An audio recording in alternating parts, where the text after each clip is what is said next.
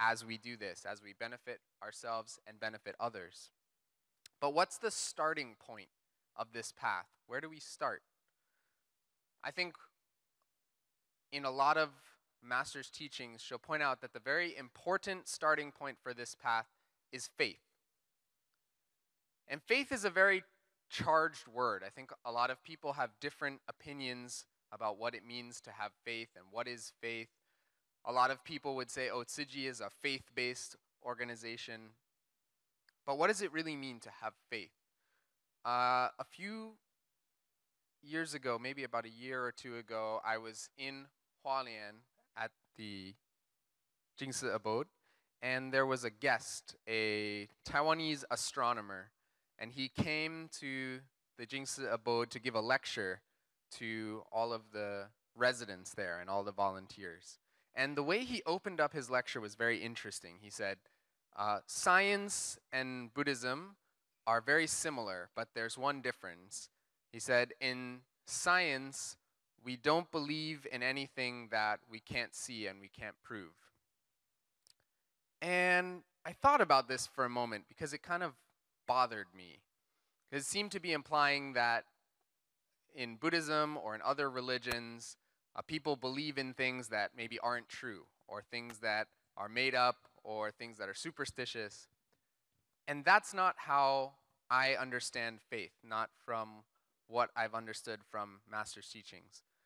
The way I understand faith is, yes, it's about believing in things that we can't see. But it's about believing in them with such sincerity that we work to make sure that they happen.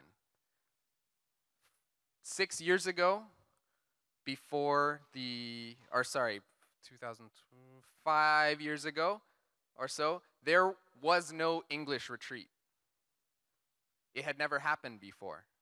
It did not exist. And so if we took a scientific approach and said, well, there's no such thing as English retreats, then none of us would be sitting here today. But because of some very special volunteers, who I'll bring up in a moment, who had that deep sense of faith that there needed to be English retreats, that there needed to be a space for volunteers across the United States to come together, to share and learn from each other, and to deepen their understanding of Tzu Chi and of the Dharma through English. Because these volunteers had that faith, today we have the English retreats. One of those volunteers cannot be here today. Calvin Xi, who was one of the people who really pushed for these English retreats to happen, passed away in 2013. But our next two speakers have shared this same faith and shared this dedication. And they have made this a reality because they believed in something that they couldn't see, but they made sure that they worked hard and they gathered people to come together and make this a reality. So I'd like to bring to the stage Sister Stephanie Fan and Sister Wenli Zheng. Please give them a warm welcome.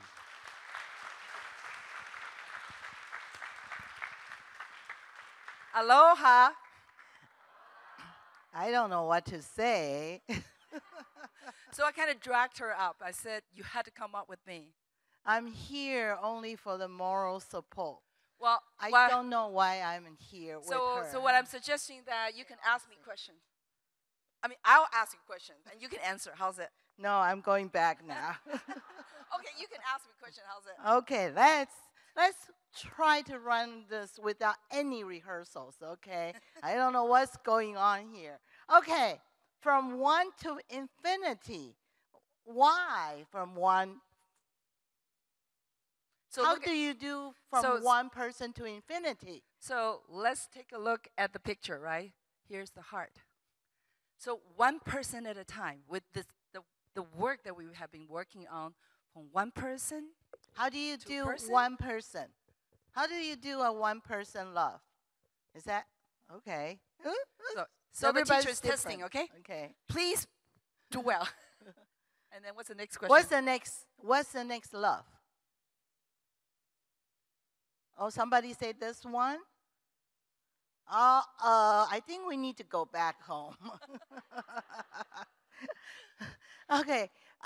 What's a one person love? A small love. What's a bigger love? Everybody forget about the love around yourself. Okay, look at the people around you. And then you create a bigger love is. And you go on. Then we go on and make a family connection. Oh, okay. So we were talking about building Bodhisattva family and talking about walking on the Bodhisattva path, right? I see. So what have we learned in the last few days? Are you testing me? Yes, I am.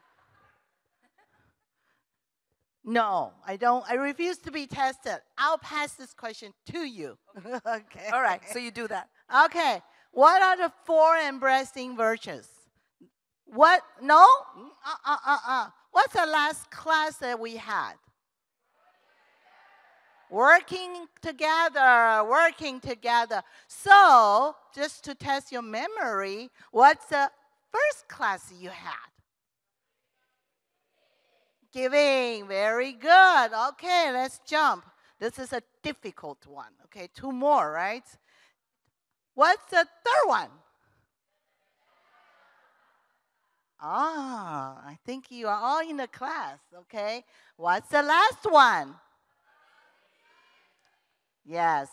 Well, teacher, can you give us some prize? Prize? So what we're saying is that Master Cheng always talk about 菩萨游戏人间. Life is like a play. We gotta have a good time. So during the past 2 days, I saw people like children. They were having a great time. Did you have a great time? Really? I don't think so. So soft. Did you really have a good time? Somebody has doubts. So we talked about how we're going to make this happen. We can talk about giving, loving speech, beneficial conduct, and working together. But if you don't bring your heart in everything that we do, so for example, if I want to give someone something and say, I'll just give whatever I want, right? So when there is a disaster relief, a lot of people have a lot of, compassion. They bring all kinds of food, but then you have overstock material. Would that be a kind of a giving with wisdom? No, right? If you want to give someone something, but that's not really they want, would that be some giving? Would be a good type of giving that we're looking? We will be able to make good connection? No, we wouldn't, right? Now, talking about loving speech. If we say, I have so much love, and I just keep telling, Wenli, I love you, I love you, I love you, would that work? If I don't bring my heart into this conversation? It's just word. It's just word. So basically, when we talk about 4 embracing virtue, you saw how some of the people say, if we were like this, And so what are we going to do? We're not going to like each other. But when we talk about 4 embracing virtue, what does that mean? It's open our arms to embrace everyone as our own family. So with that, what we're going to do? We're going to hug.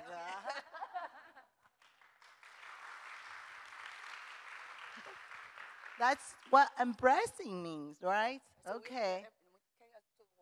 So should we start another workshop, another activity? Would you like that? Yes. No, so everyone, please rise. I don't care if you like it or not. You just do it. So within like 2 minutes, we would like all of you go out and embrace one another. This is the beginning of practicing 4 embracing virtue. So when you embrace, just hug. You can, teacher, you can come up with the ruler game. Okay? Okay. So when you do hugging, just now when you said that when you say I love you, if it's not from your heart, it doesn't mean anything, right? So when you hug, what should you do to make people feel that you truly want to hug them? You're truly from your heart, you like to hug them. What's the best way to do that? Right. And when you embrace someone, when you with that heart, you energize yourself, but you also energize others. That's part of the giving, right? So how long? Within 2 minutes. 2 minutes. We're gonna go see how many you can embrace with your heart, okay? But Go.